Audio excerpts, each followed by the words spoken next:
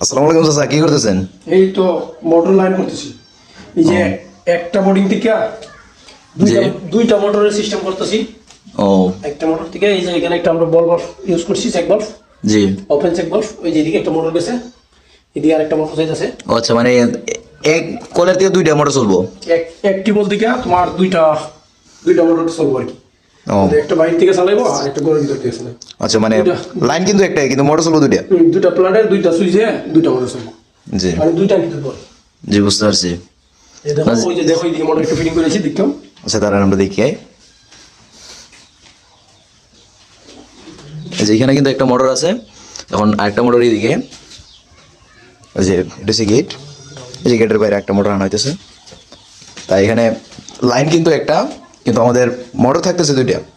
এই যে টিউবওয়েলের লাইন কিন্তু একটা, এই এক লাইন